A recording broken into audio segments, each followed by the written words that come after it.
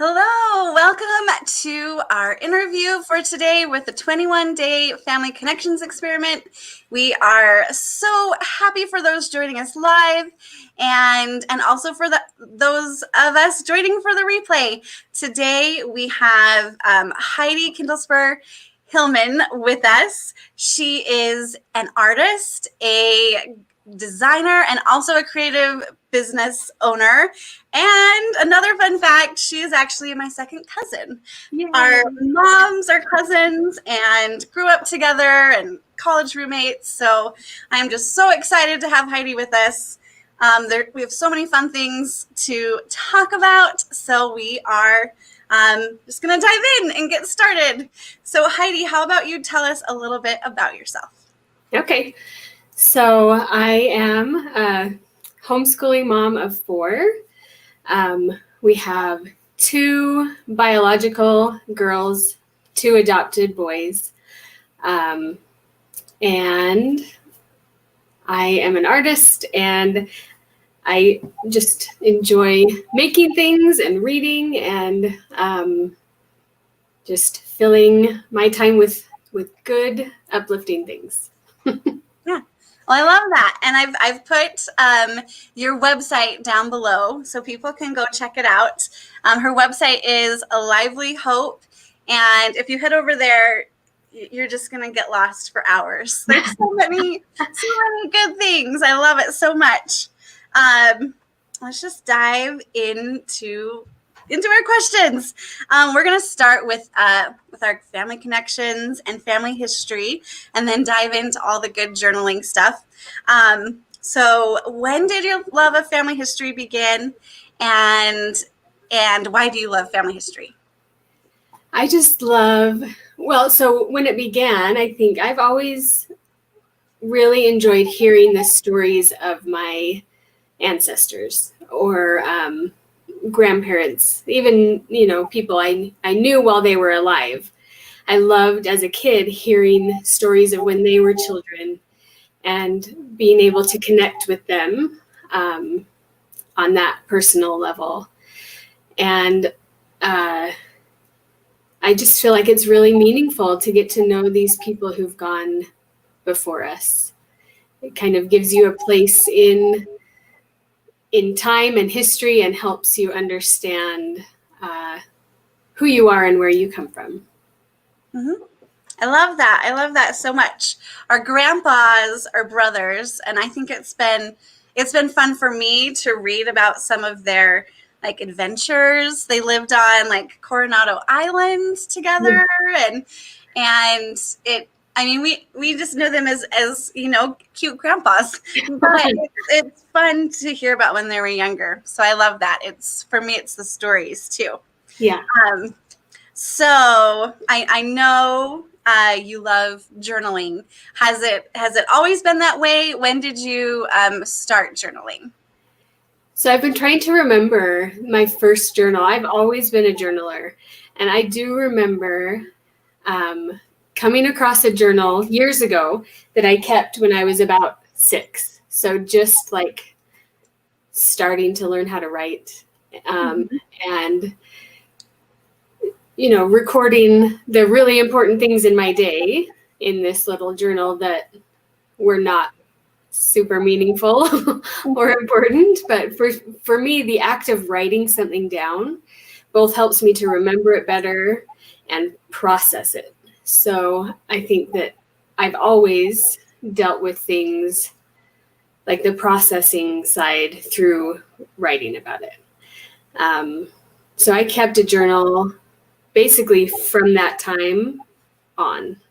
And that has changed over time. I mean, I like to think they're a little bit more meaningful now than when I was in high school and basically just recording word for word conversations I had with cute boys or whatever. I love those too. That was meaningful at the time, but yeah. So I've always been a journal keeper. That's so fun, and I love that it's kind of been this lifelong habit. So when you were little, was it just something fun that you liked to do, or like was your mom a journaler, or you just started writing? Yeah, I think I did. So my mom, I think, kept a journal for me when I was really young. She would write, Awesome. you know, I don't know how often it was, but it was just like if there was a story she wanted to record, she would just write about it. And that I remember is such a treasure to me because, of course, I don't remember when I was 2, but it was fun to see how she perceived me as a 2-year-old and those stories that she recorded. So, Yeah. I love that. I can just picture it. I can just picture your mom writing those cute memories. That's so fun, and it's a neat perspective to have. Now I know, like you talked a little bit, how journaling looks a little bit different now than when you were 6 or even 16. What are some of the different ways you have journaled, like some of the different mediums? So I think a lot of the time we just think journal writing, it's like pencil and paper or like typing in a Word document. What are the ways that you like to journal? Okay. So keep in mind that I'm a little bit over the top about this. This is not like something everyone needs to do. I have multiple journals going on all at once. I can even show a few of them here. Like I have this journal that I keep that is just writing. This is just my one for this year. So I don't know if you can see, it's just writing. Mm-hmm. And like I said, that's how I process things. So I don't necessarily write in this every day, but if something is happening and I need to work through those feelings, this is where I go. I keep a gratitude journal, and that is when I do try to write in every day. That's this one. This year I'm just using a planner. So there's just a little section for each day. Oh, I love it. I try to record 3 things I'm thankful for every day. And then each month I have, I don't know if you can see that, what I read, what I listened to, what I watched. And then because this is a planner, there's also a calendar. Let's see. So each day I try to just pick one thing that represents that day, like one word for the day. Oh, cool. I like it. So, and then I also do a little more creative journaling. I really like words. I think that may be obvious. And so often I'll find myself just like mulling over a phrase, whether it's from a verse of scripture or a podcast or something. I'll often find myself just thinking about a quote I heard or something. And so I'll record that in a more visual way. I'm trying to find a page to show really quick. Well, here, this isn't a phrase. This is my daughter when she was about, I think, 2, had a really bad dream. And she told me about it. She woke up in the morning just screaming. And she said, I dreamed about a pink fish and it was saying, get you. Oh, no. So I just couldn't get that out of my head all day. Like how terrifying that would have been for this little 2-year-old. And so I just spent some time doodling about that fish that said, get you. But that's not, I mean, normally it's a little more meaningful than that. But that's so fun. That was a part of her life, Right. Record the little moments, the big moments, like all of it is important. Yes, for sure. Mm-hmm. So, let's see, I'm trying to think. Yeah. So you said you don't do all of these every day. Well, the gratitude one, you probably do the gratitude one. I try to do that every day, yeah. You try to do that one every day. But then the other ones, does it just kind of like come and go as you, I don't know the right words for it, but just as you need them, as you like to do them. Yeah. So the one where I'm just writing thoughts and feelings, I generally try to write in that a few times a week. It's like part of my morning routine to study and write. And for me, I just in the back of my mind, I would like to fill a page with just thoughts and feelings 3 to 4 times a week. I try to really give myself a lot of grace in this process, because it's really easy to feel like you're failing if you're not doing something every single day.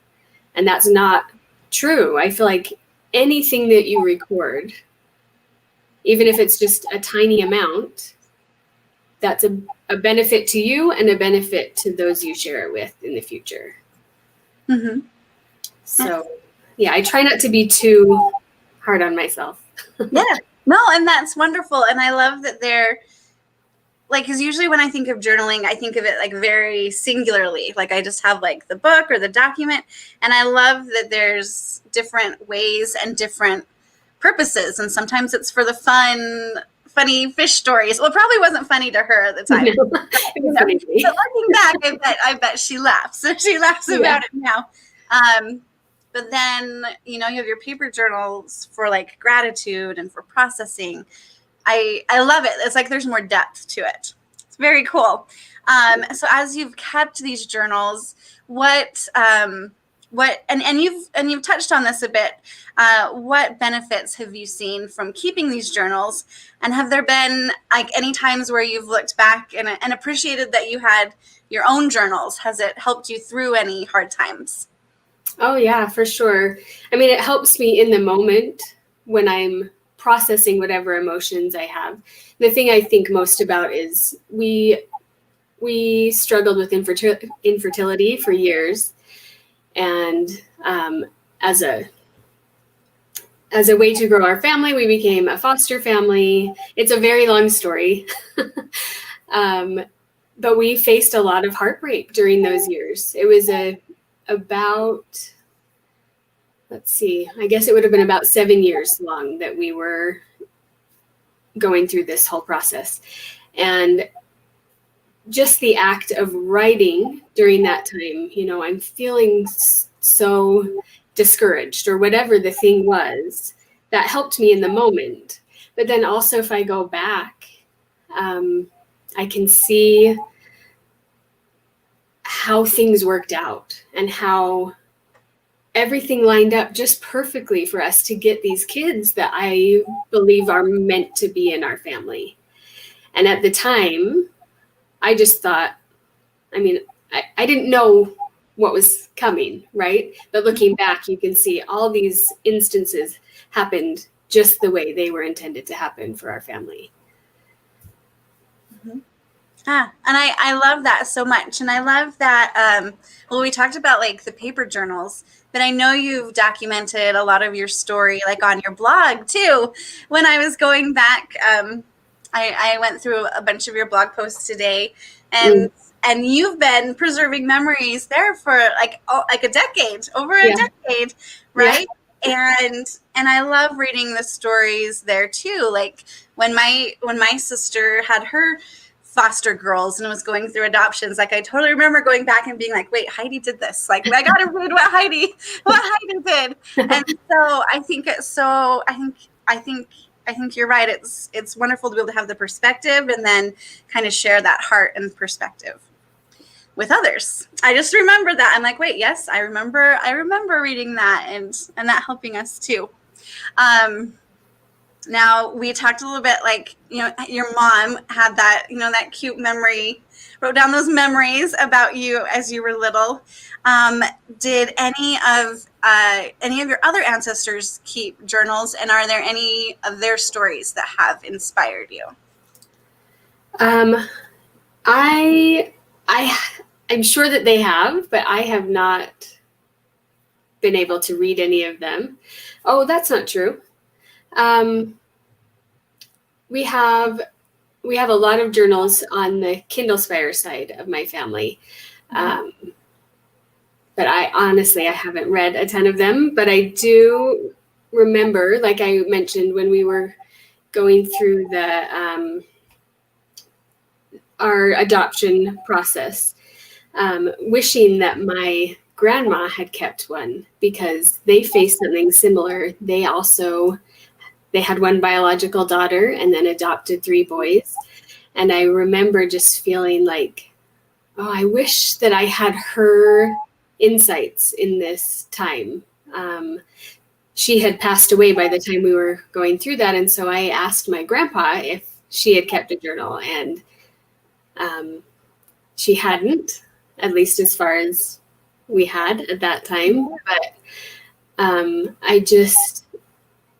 it was motivation for me to remember that however little you record is still potentially going to benefit someone in the future and bring comfort to someone who is facing a similar situation. Mm-hmm. Yeah. Oh, I love that. I think that helps so much, because I'm sure, even if it was just a line or two from your grandmother, I'm sure you would have you'd have loved that. But I love that we can still connect knowing their story too. Yeah. Just those journals would have been a little bit of a bonus. Right. Yes, for sure. What we can get. And I'm sure your descendants are going to be excited, because they're going to get a lot. And no dry reading for them. It's going to be artistic and beautiful, and I'm sure they're going to love it. Let's see. So I just have so much to ask. So now with your own children, how do you encourage them to journal, or have they started doing any types of journals? What do you do as a family? Okay. So my daughter, who is 16, she's our oldest, and she is a big journaler. She just does it on her own. She's constantly writing or drawing in a journal. The other younger kids, I do try to help them preserve some memories and gratitude. So I have this little thing to show you. It's just like a traveler's notebook. It's a very thin one. I have one for each of my younger kids, and generally on a Sunday afternoon, I'll ask them to sit down and just write about or draw a picture of one thing that they're thankful for. I don't know if you can see this. This is my 12-year-old. He wrote time. Oh yeah. My boys would say the same. The next time he did, this is soccer. So, I'm doing this backwards. Oh, awesome. So it's just fun. It's not intense. I'm not asking them to write pages and pages, but it's so fun to look back and see their handwriting at the time, what was on their mind at the time, and just to recognize this is a slice of who they are. We get to see them as they progress. And I feel a lot of times we forget the little details about who they were before. So this is a fun little way to preserve that. Another thing we've done, you might have seen these, it's a question a day journal. Oh, cool. And they come with, it's 3 years. So you answer the same question each time that day rolls around each year. And it's really fun to look back on these. This is when my daughter's completed. I won't show you any because it's hers. Yeah. But it's fun to see how they've changed and how they haven't over time. And I think it would be beneficial for us to do the same, but just to see how they answer the questions 3 years ago as opposed to today. Mm-hmm. That's fun. I didn't know much about those, and I didn't know. I don't know if I had seen the question 1 line a day journals, but I had heard of the 1 line a day, and I'm like, wait, that is so doable. If I'm not already doing it, I could totally just write 1 line a day. So I love that counts too. Yeah, there's that. That's the one. I have this one. This is where I record funny things or cute things the kids have said. Oh, I love that. So it's full of I don't know. Maybe I could find something funny. But so often I will text those things to my husband. So I don't generally write in this every single day. But once a week or so, I'll go back through the texts I've sent to my husband and write it down in here. And it's just such a treasure, because you forget those silly little things that they say. But but I mean, you can see it's just, can you see? A little bit, yeah. Tiny. Yeah. Oh, yeah. So it's just like a little space for it. That's such a good idea with like the funny things you say. Because I think like the only access I'd have to that would be like on Facebook. Like if I turned it into a Facebook post. Yeah, you could totally go back and just add those Facebook things slide them in. My sister needs to do that because she has like hilarious children. They're so funny. And I'm sure they like going back and hearing it too, like what they said when they were little. Yeah, for sure. My kids love to read, especially like, well, I was going to say especially things they said, but then they also like to read what their siblings have said. So, oh yeah, that's kind of like a family bonding thing too. Right. And so then we often will use, we kind of quote from these things just as part of our family culture. Like, yeah. So, yeah. I love how doable it sounds. Like it just how it can fit into what you're already doing, and I feel like it's part of your routine. But then other time, you can give and take and make it less of a chore and more of a benefit of something that helps you. And I love that. Yeah. Yeah, I'm all about making it simple because I know for me, it's not going to happen if it's not simple. And I don't want there to be any shame or stress around it. Like, really, anything you record is a bonus. I mean, it's anything you record is a benefit. So there shouldn't be worry about whether you've done enough or stressing about any of it. Like, yeah. We don't need to stress about doing it the right way or a certain way. Yeah. And just along those same lines, what advice would you give to somebody who was starting journaling? Or I think someone asked the question too, oh, well, what if I'm not creative, or what if I'm not a writer? What should I do to start journaling? Okay. I would highly recommend this 1 line a day journal for those who are wanting to just start, but aren't comfortable with it yet, because this is something I just keep it on my nightstand. And so when I get into bed at night, I think, oh, did the kids say anything funny? And I'll just, write in there. But you could also absolutely use this for your own gratitude practice, or just to keep updated with what you did that day. I mean, this is absolutely enough to consider yourself a journaler. If you're wanting to get started with more like creative, artistic journaling, I opened this to show.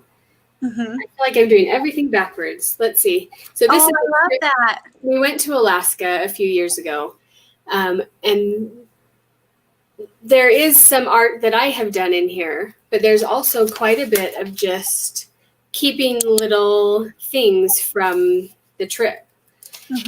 And stickers or things like that just, it's fun to do, which makes you want to do it.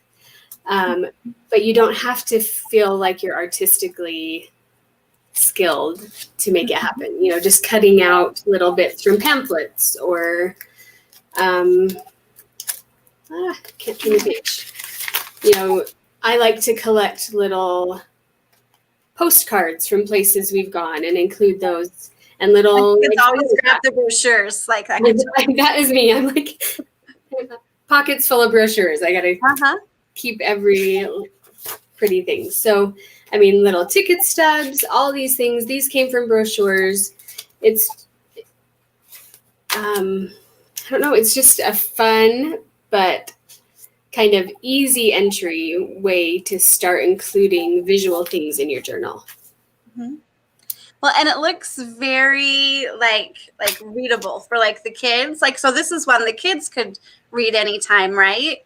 Yeah. Like a travel journal. Like my kids would much rather read something like that with like cute graphics and maps and things, like that's like already making it consumable for anyone else who reads it. So that's really fun too. Yeah. Very cool. I'm like having all these ideas go off in my head of stuff I want to do. Those are all the questions I had. I'm super excited about journaling now. I'm going to go through some of the comments. We've had some great comments. We had Lorna was watching along, and she says, thank you for the simplicity and fun of journaling, as well as making it doable. Love the art, pictures, scraps of things, and creativity. So that's so sweet. Yeah, thank you. Yeah, thanks for watching, Lorna. And Katie said so many great ideas. Katie's on the same page with us. Yeah, I've learned some, and I'm excited to. I'm gonna Amazon that 1 line a day journal. Yes, do that. That and like a chat book from my Instagram. Perfect. And I can feel better. Sometimes I do so much with the ancestors, I forget. I should be doing my own story. Your own story, yeah. So, is there anything that we haven't covered that you would like to add or share? I'm gonna pop your website back up here so people can come see these. She has like tutorials and ideas, book lists if you're a reader, very good book recommendations, all of that on her website. So you can go check that out. Perfect. Yeah. All right. Well, thank you so much for joining us, Heidi. We're so happy to have you. It was really good. Thank you. Yeah.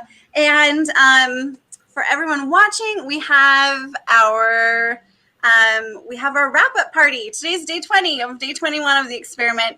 So we'll have our wrap-up party tomorrow night, and then we will also be revealing what our next plan is. January. We've been doing journaling, and we're going to let everybody know what we're doing in February. So you'll want to tune in for that. So thanks again for watching, and thanks again, Heidi. Yeah, thank you. See everybody later.